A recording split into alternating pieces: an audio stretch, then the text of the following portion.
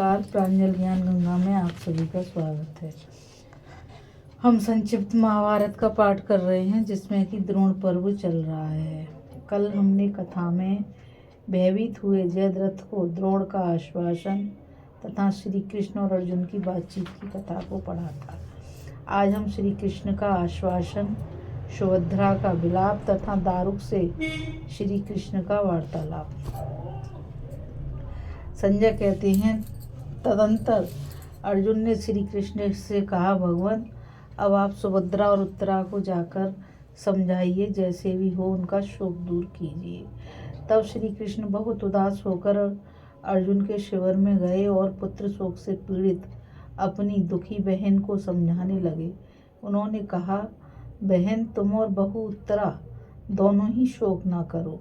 काल के द्वारा सब प्राणियों का एक दिन यही स्थिति होती है।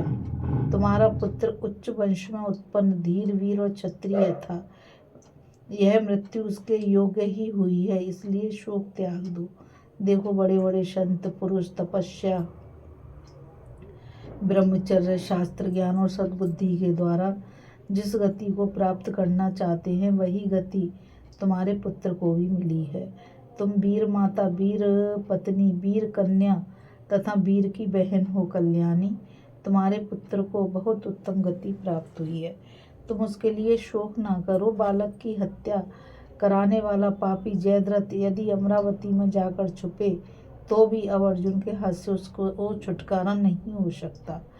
कल ही तुम सुनोगी कि जयद्रथ का मस्तक कटकर समंतक पंचक से बाहर जा गिरा है। शूरवीर अभिमन्यु ने क्षत्रिय धर्म का पालन करके सत्पुरुषों की गति पाई है, जिसे हम लोग तथा दूसरे शस्त्रधारी क्षत्रिय भी पाना चाहते हैं। रानी बहन, चिंता छोड़ो और बहू को धीरज बनाओ। अर्जुन ने जैसी प्रतिज्ञा की है वह ठीक ही होगी, उसे कोई पलट नहीं सकता। तुम्हारे स्वामी जो कुछ करना चाहते हैं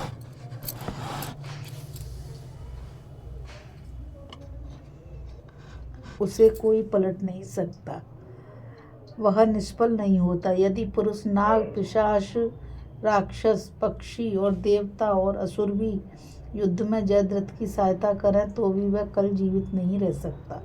श्री कृष्ण की बात सुनकर सुभद्रा का पुत्र शोक मर पड़ा और वह बहुत दुखी होकर विलाप करने लगी। हाँ पुत्र, तुम्हारे बिना आज मैं मंदभागिनी हो गई। बेटा, तुम तो अपने पिता के समान पराक्रमी थे, फिर युद्ध में जाकर मारे कैसे गए? पांडव, वैष्णवंशी तथा पांचाल वीरों के जीते जी तुम्हें किसने अनाथ की भांति मार डाला? हाय, तुम्हें देखने के लिए तरसती ही रह गई। आज भीमसेन के बल को धिक्कार है, अर्जुन के धनुष धारण और वृष्णि तथा पांचाल वीरों के पराक्रम को भी धिक्कार है। कई मत्स्य और संजयों को भी बारंबार धिक्कार है, जो ये युद्ध में जाने पर तुम्हारी रक्षा ना कर सके।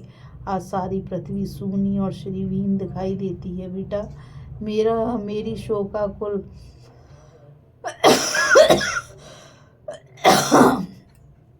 आंखें अभिमन्यु को ढूंढती हैं पर देख नहीं पाती। हाय, श्री कृष्ण के भांजे और गांडीवधारी अर्जुन के अतिरथी पुत्र होकर भी तुम रणभूमि में पड़े हो, मैं कैसे तुम्हें देख सकूंगी? बेटा, कहाँ हो? आओ मेरी गोद में बैठो, तुम्हारी अभागिनी माता तुम्हें देखने को तरस रही है। हाँ वीर, तुम सपने की संपत्ति के समान दर्शन देकर कहाँ छिप गए?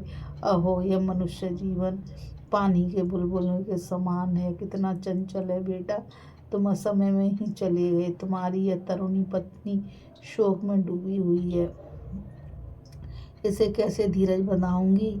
निश्चय ही काल की गति को जानना विद्वानों के लिए भी कठिन है। तभी तो श्री कृष्ण जैसे सहायक के जीते जी तुम अनाथ की भांति मारे गए। वत्स, यज्ञ और दान करने वाले, आत्मज्ञान ज्ञानी ब्राह्मण, ब्रह्मचारी, पुण्य तीर्थों में स्नान करने वाले, कृतज्ञ, उदार, गुरु सेवा तथा सहस्त्रों गोदान करने वाले जिस गति को प्राप्त होते हैं वही तुम्हें भी मिली है। पतिव्रता स्त्री, सदाचारी राजा, दीनों पर दया करने वाले, चुगली से अलग रहने वाले, धर्मशील, व्रती और अतिथि सत्कार करने वाले लोगों को जो गति मिलती है वही तुम्हें भी प्राप्त हो। बेटा, आपत्ति और संकट के समय भी जो धैर्य पूर्वक अपने को संभाले रहते हैं, सदा माता पिता की सेवा करते हैं और अपनी ही स्त्री से संतुष्ट रहते हैं, उनकी जो गति होती है वही तुम्हारी भी हो। जो मात्सर्य से रहित हों, सब प्राणियों को सांत्वनापूर्ण दृष्टि से देखते हैं, क्षमा भाव रखते हैं, किसी को चोट पहुंचाने वाली बात नहीं कहते हैं, जो मद, मांस, मद, दम्भ और मिथ्या से दूर रहते हैं, दूसरों को कष्ट नहीं पहुंचाते, जिनका स्वभाव संकोची है, जो संपूर्ण शास्त्रों के ज्ञाता, ज्ञानानंद से परिपूर्ण और जितेंद्रिय, उन साधु पुरुषों की जो गति है वही तुम्हारी भी हो। इसी प्रकार शोक से दुर्बल एवं दीन भाव से विलाप करती हुई सुभद्रा के पास द्रौपदी और उत्तरा भी आ पहुंची। अब तो उनके दुख की कोई सीमा ना रही, सब फूट फूट कर रोने लगी और उन्मत्त की तरह पृथ्वी पर गिरकर बेहोश हो गईं।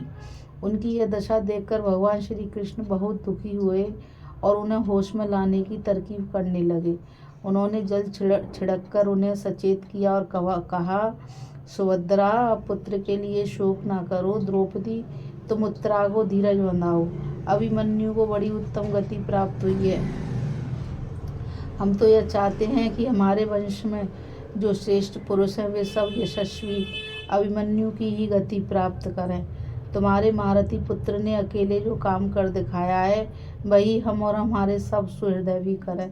सुभद्रा, द्रौपदी और उत्तरा को इस प्रकार आश्वासन देकर भगवान कृष्ण पुनः अर्जुन के पास गए और मुस्कुराते हुए बोले, अर्जुन, तुम्हारा कल्याण हो, अब जाकर सो जाओ, मैं भी जाता हूँ। यह कहकर उन्होंने अर्जुन के शिविर पर द्वारपालों को खड़ा किया और कई शस्त्रधारी रक्षक तैनात कर दिए। फिर वे दारुक को साथ ले अपनी छावनी में गए और बहुत से कार्यों के विषय में विचार करते हुए शैया पर लेट गए। आधी रात के समय ही उनकी नींद टूट गई। तब वे अर्जुन की प्रतिज्ञा का स्मरण करके दारुक से बोले, दारुक, पुत्र शोक से व्यथित होने के कारण अर्जुन ने यह प्रतिज्ञा कर डाली है कि मैं कल जयद्रथ का वध करूंगा, किंतु द्रोण की रक्षा में रहने वाले पुरुष को इंद्र भी नहीं मार सकता। इसलिए कल मैं ऐसी व्यवस्था करूंगा जिससे अर्जुन सूर्य अस्त होने के पहले ही जयद्रथ को मार डाले। दारुक, मेरे लिए स्त्री, मित्र अथवा भाई बंधु कोई भी कुंती नंदन अर्जुन से बढ़कर प्रिय नहीं है। इस संसार को अर्जुन के बिना मैं एक क्षण भी नहीं देख सकता, ऐसा हो ही नहीं सकता। अर्जुन के लिए मैं कर्ण, दुर्योधन आदि सभी महारथियों को उनके घोड़े और हाथियों सहित मार डालूंगा। कल सारी दुनिया इस बात का परिचय पा जाएगी कि कल मैं अर्जुन का मित्र हूँ। जो उससे देश रखता है वह मुझसे भी रखता है, जो उनके अनुकूल है वह मेरे भी अनुकूल है। तुम अपनी बुद्धि में इस बात का निश्चय कर लो कि अर्जुन मेरा ही आधा शरीर है।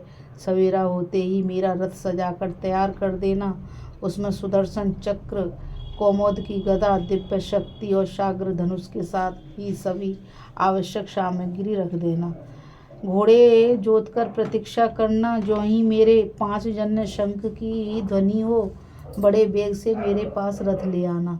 मैं आशा करता हूँ अर्जुन जिस जिस वीर के वध का प्रयत्न करेगा वहाँ वहाँ उसकी अवश्य विजय होगी। दारुक ने कहा, हे पुरुषोत्तम, हे दीनानाथ, आप जिसके सारथी हैं उसकी विजय तो निश्चित है, पराजय हो ही नहीं सकती। अर्जुन की विजय के लिए आप मुझसे जो कुछ करने की आज्ञा दे रहे हैं उसे मैं सवेरा होते ही करूँगा। इस कथा में बस इतना ही। अभी हम कथा में श्री कृष्ण का आश्वासन, सुभद्रा का विलाप तथा दारुक से श्री कृष्ण का वार्तालाप की कथा को सुन रहे थे। कल हम कथा में अर्जुन का स्वप्न, श्री कृष्ण का युधिष्ठिर को आश्वासन तथा सबका युद्ध के लिए प्रस्थान की कथा को पढ़ेंगे। इस कथा में बस इतना ही। और मैं आप सभी से यही कहना चाहूँगी कि इस चैनल को ज़्यादा से ज़्यादा लाइक, शेयर और सब्सक्राइब करिए ताकि यह अमूल्य ज्ञान अधिक से अधिक लोगों तक पहुँच सके। और कमेंट के द्वारा मुझे बताइए कि यह कथा आपको कैसी लगी। कल फिर मिलते हैं एक नई कथा के साथ। राधे राधे, जय श्री कृष्णा, नमस्कार।